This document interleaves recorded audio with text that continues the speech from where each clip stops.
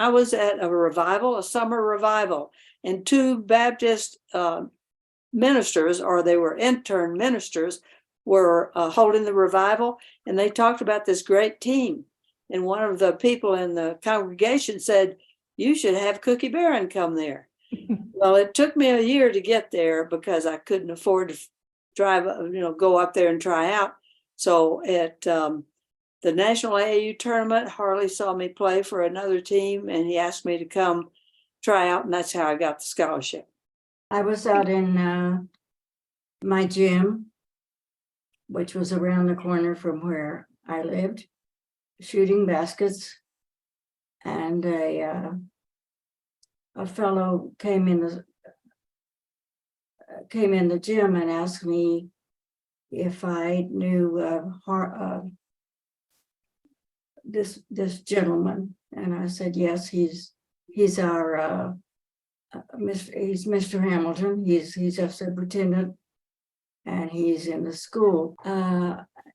And in a few, I just continued to do what I was doing, and shortly thereafter, they walked into the gym, and they climbed up in the bleachers and watched me shoot baskets for about 35 minutes or so, and then they left. And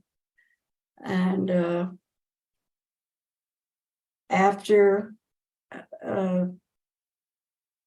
a few days, my coach came and asked and said, that young man was here, and he told me all about this basketball team who played at Wayland College in Plainview, Texas. And he said, "Would you be interested in something like that?" And of course, my eyes went through my head, and I said, "Of course."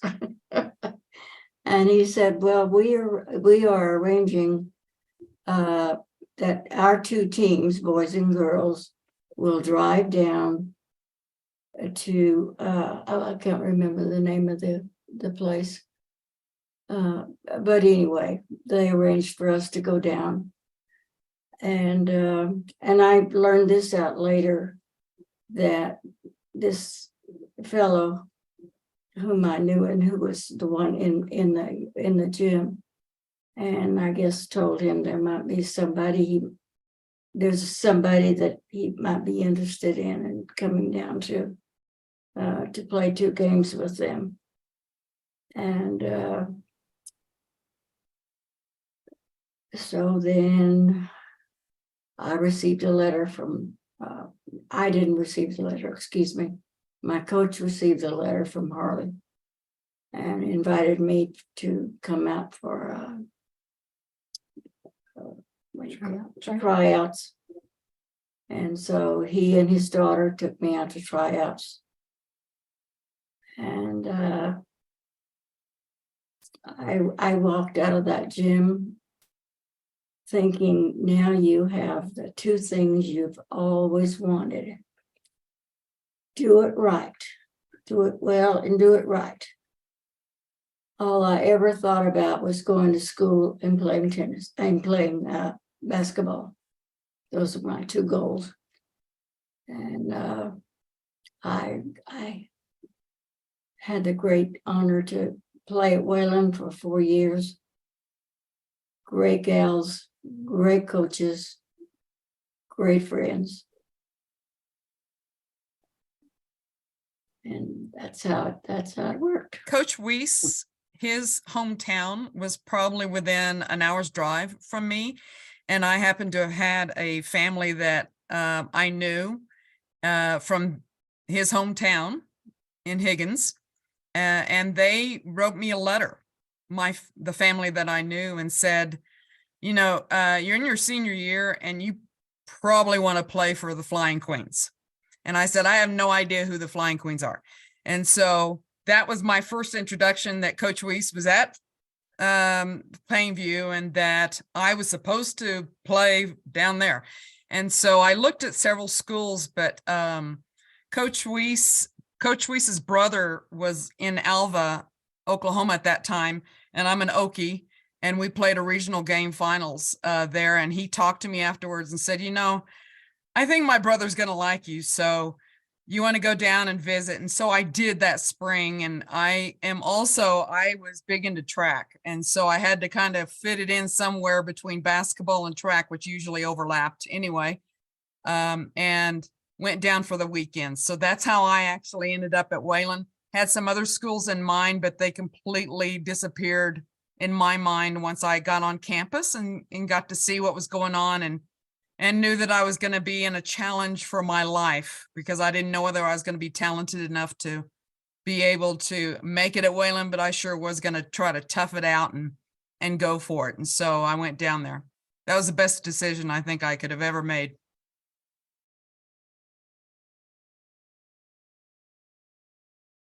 In 1972, when Title IX became a federal law, I didn't even know about that. I was in high school, small town, didn't hear about Title IX, didn't know really what was going on. Get to Wayland, and of course, most of the Flying Queens that are in this tonight know that when you get to Wayland, you're playing in front of a full gym of crowds.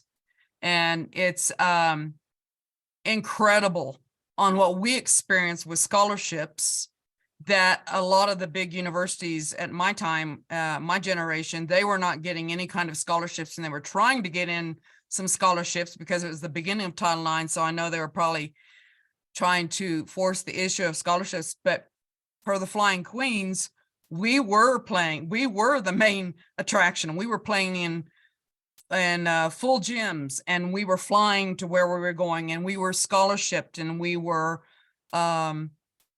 treated like a lady, and we were treated like really great athletes. And so I felt that there wasn't a distinction until probably I got out of college and into the pro ball and saw how much Title IX was needed for us, because when you go into coaching then and you see some disparities going on in that, and I coached for over 35 years, I saw a lot of things that I wished were quite different, and didn't feel like Title IX was being in its best light during that time. So it wasn't until after Wayland days that I actually kind of saw the disparities in gender equity, and it wasn't great, depending on where you were and what part of the country or where you were standing on what kind of things were going on in regard to the lack of equality. Yeah, I'll talk a minute about my experience when I was growing up. Like Valerie, I grew up in a little town in Texas. We had athletics starting in the 7th grade. It was just part of the entertainment of the community to support their boys and girls, junior high and high school teams. I would play on a basketball team, then go change clothes and be a cheerleader for the boys team, because we would play double headers, and then got that scholarship to Wayland, and we were treated wonderfully, got a free education, a great experience. Then I got into the real world like Valerie, and I was, Rita and I went down to the Clear Creek schools and coached and taught there, went off to the world tournament, and then Rita met her husband, George, and left me. So she went to Brazil. And so I continued there and then came up to Colorado. And then I found out Colorado had absolutely no sports for girls. This was pre-Title IX. My very first job was in administration, and it was for physical education. It had nothing to do with athletics. But that year, I proposed the very first budget. And so we were ahead of Title IX about, that was 67, about 5 years. So Jefferson County Schools really started well. They supported the idea, and I was very privileged to work in this school district and to help the young girls in the state get started. It's a wonderful program now. So I never felt discriminated against until it came to the budget time and getting athletics started for the girls. I had the privileges. I wanted them to have the same privileges and wonderful experience. So that's my story. Well, I have to admit that I was already a senior citizen when I found out about Title IX. We lived overseas almost all my married life. And so I'm still catching up with Title IX. I think it's wonderful. And I commend all of you who worked so hard to get us there.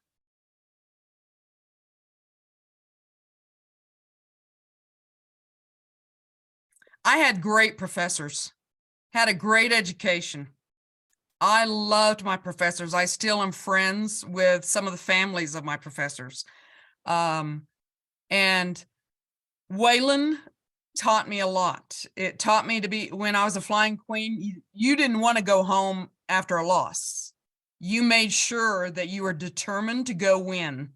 And your determination was built on teamwork. So my 4 years at Wayland was a team of ladies that supported each other, that loved each other, that were willing to give of ourselves to make the other look good. And so our team had great chemistries, and it taught me how to be not only a great woman, but a great student, and had wonderful building years as an adult, just trying to learn from each other, and had the opportunity to be student body president, and stupid things like being in the Miss Wayland contest. My gosh, why? And, you know, just different things aspect wise that were socially something that it ingrained in me and instilled in me a character that I took with me beyond Wayland years.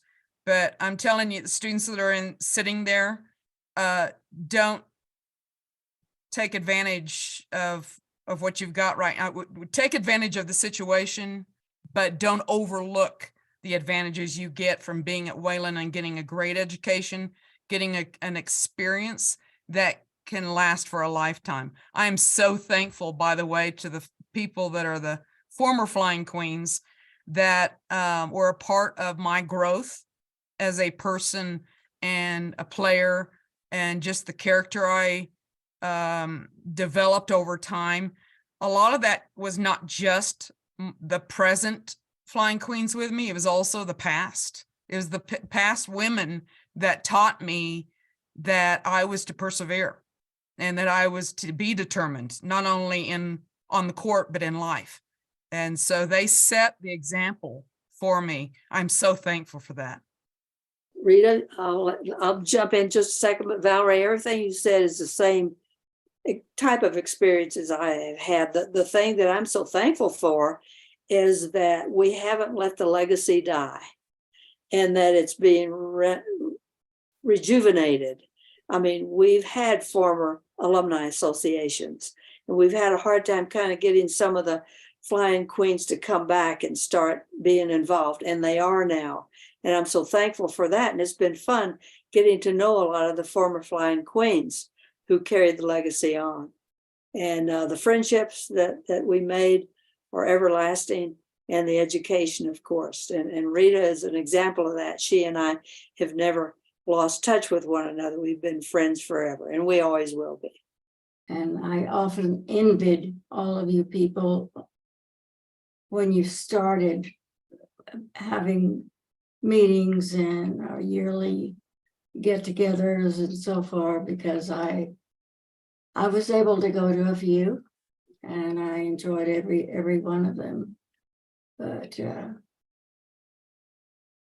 the contact. Yes. Okay, I'm so thankful for the experiences, the friends, the relationships that were made, not only with my teammates, but like Val said, with the professors, with the city of Plainview, with the Hutchersons on what they've done. None of this would have been possible if it wasn't for the Hutcherson family.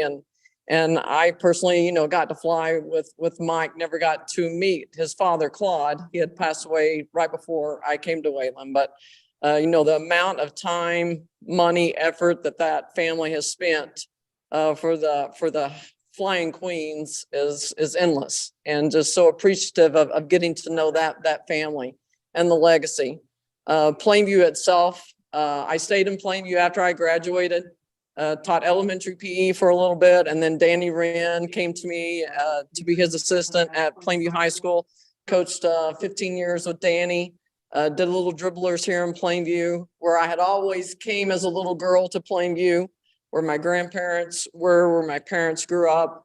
Plainview has just been a big part of my life. I left in 2000, but now I'm back and I come to Plainview whenever I can. But just the experiences, an education that's paid for, the endless possibilities that being a flying queen has given me has just been wonderful and something that I could never pay back. And that's why being a member of the foundation and is very important in giving back to the players now and to young women that are playing and to little girls. Thank you. So I don't know how you express what being a flying queen means, because it's given us so much. What other university can you go to that is associated with a family like the Hutchersons, who took care of us? And I've heard the stories that my mom has told all these years, and they're not kidding about Claude giving them money they got their hair done. You know, how many of you guys get your hair done before you go? You know, we used to get our hair braided, but I just it's incredible, the relationship. You're not gonna go to any other university anywhere and find a relationship with a family like the Hutchersons and how they took care of the Flying Queens. And so that in itself is incredible. And Waylon gave me a good education. I fly all over the world now. I'm not scared to fly. I wasn't scared to begin with, but it's funny that now, even when I fly all over the world, did you guys get your W's up when you took off? How many? When we took off, we always got our W's up, which, by the way, this is a W, not this. I don't know where this came from, but this is a W. And we still get our W's up. So somebody said one time when I was young and used to listen to the Flying Queens play that, you know, we'll always have blue and gold running through our veins. And I think that that's true. And it was an incredible experience, and one that I would never, ever trade. Thank you. Well, I think what's made my life what it is today was just coming to Wayland. And I know when I came here, I was just happy to make the team. I was so excited when I got a suit. And I thought, man, I thought Wayland Flying Queens were people you asked for autographs. And I was going to be on the team with them. So I was so excited. And I'll never forget, we were playing the two guards, 2 forwards, and 2 rovers. And Susan Britton and I were 2 freshmen on the team. And Harley, after about the 10th shot, I got blocked out of 10 shots that I tried. He came over and said, "Have you ever played guard before?" And I thought, no, but I can learn. I can learn. We had 2 guards, and that was all we had. And so when they got in foul trouble, I got to play. So I gradually worked my way into being able to play basketball and play with the Flying Queens. By the end of the year, he was letting me rove. He sent me to a summer basketball camp, and here's where I learned some of the biggest lessons of my whole life.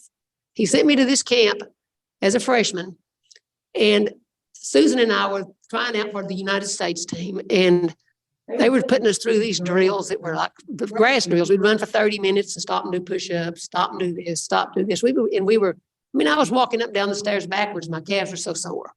I wanted to go home, but I wanted to quit, but I saw Susan kept running. Susan was still running around the gym. I thought, well, I can't quit. She'll see me. So I kept running. Well, I didn't get cut. The next time I didn't get cut. And I'm sitting there going, well, if I'm going to have to stay the whole camp, I might as well start working as hard as I can work and try to make the team. Because I didn't think I had a chance. Well, I actually made the team. Of course, talking to Susan later, she didn't quit because I kept running. What does that say about teamwork?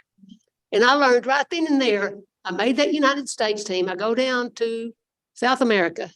And here I am playing with all these All-Americans. And I realized that all these All-Americans are people just like me. So I learned a big lesson. I came from this little bitty town that looked up to all these people and expected them to be something special. And I learned that I was just like everyone else, and they were just like me. And that has taught me huge lessons through all of my life. I've learned lessons, and I've learned the other big lesson I learned from this stuff is you don't have to be a great athlete to be a star. You have to be coachable. You have to listen to people. You have to be a good person that pays attention to your coach. You have to work really hard. And you have to just, when you're tired, you just have to keep working. And you have to be a little bit smart. You don't have to be like book smart. You have to be smart enough to figure out what's happening and don't make the third foul. Because when you get your third foul, if the referee makes a mistake, you've got 4 and you're on the bench. So you have to get smart and figure these things out. So those 3 things can make you a great athlete. So I've learned a lot of lessons from sports. And that's the biggest thing that I would say from coming to Wayland, that I would have never learned if I'd have gone to Texas and been a math major. So, it's changed my life and it's made me a better person. And of course, Harley and Claude and Wilda and the Wayland community are just, they're special in my life. What advice would former Flying Queens have for members of the current Flying Queens? It was a current Flying Queen who asked the question. I have a saying that started when I was about 14, when I was high jumping in high school, that was given to me. And I won 4 years in a row state championship high jumping. And that saying I would say every time I jumped, and it was throw your heart over the bar and your body will follow. And I used it in a bigger concept that if I really threw myself into things in my life, whatever that might be, with my full heart and throw myself into that with good intentions, that the right outcome would happen.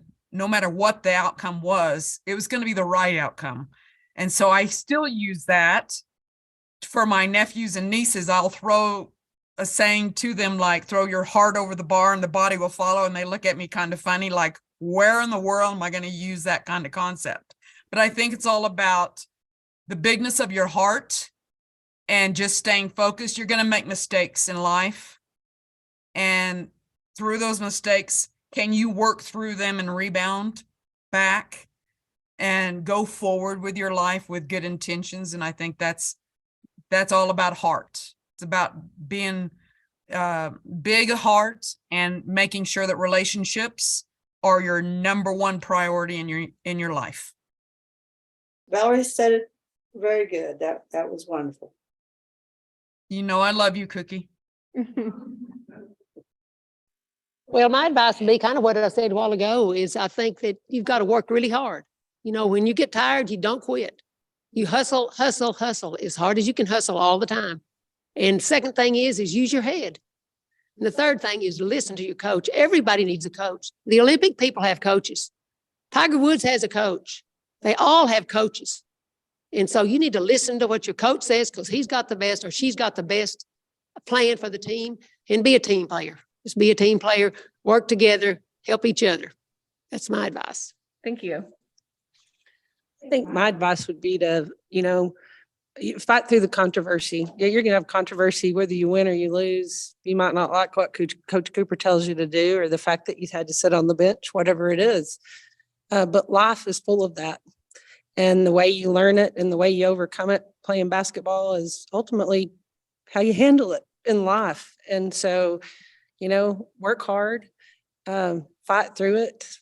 I think that would be my advice because I've worked through a lot of things since I've graduated from Wayland that I know that basketball taught me things. There's no I in team. All those cliche things people say, they're all true and you can apply them to your life. Thank you. My advice would be just to never quit. It's going to stick with you for the rest of your life because you're going to experience tough times. Losing are tough times. Having to keep up with your studies while you're traveling is tough. And then, like I said, at times you want to quit, but whenever you don't, that will stick with you. If you start quitting, it's easy to quit in whatever you do. But whenever being an athlete, being a flying queen, having a coach like Coach Cooper, not letting you quit, and that will stick with you for a long way in marriage, in your job, the things that you want to quit at. But just think back to that time that you were running laps and laps and laps, and you felt sick and you didn't want to go to practice, and you're getting beat. Every shot that you're taking doesn't go in. You can't quit. You just keep going. And so that's just my advice, and enjoy every moment, because it's gonna fly by. And keep those relationships, because that's gonna take you a long way in life too.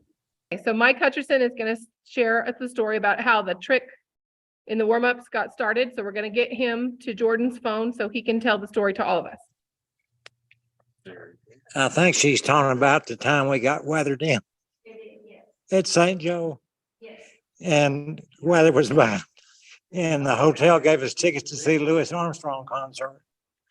And that was pretty neat. Everybody's really neat. Well, I got to meet him, got his autograph. But everybody, I mean, it was just all like a big family. But the hotel really took care of us. We played there, I don't know how many years. It's St. Joe, Missouri. But it was, were you there at that time? At St. Joe? But all the people were very nice there at St. Joe and really took care of the teams. And it was just a very special time. Everybody kind of had a time to reflect on their basketball trip. And one good thing, we were winning most of the time during there. So that made it a lot better, really, during that time.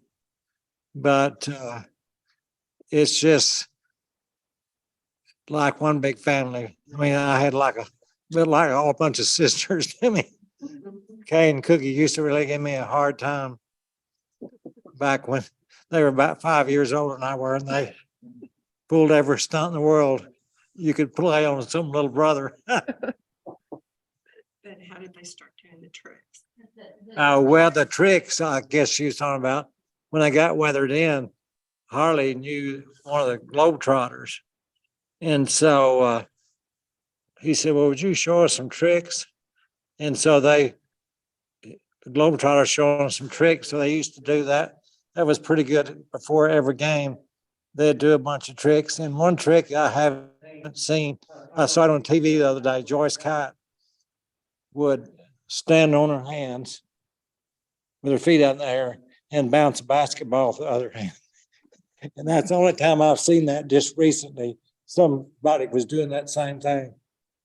But that takes a lot of skill, I think, to do that. But it's been a lot of fun all the years with the Queens and the stuff that we got to do and see. And I mean, I could tell a lot of stories about several of them. But I think we're just about out of time.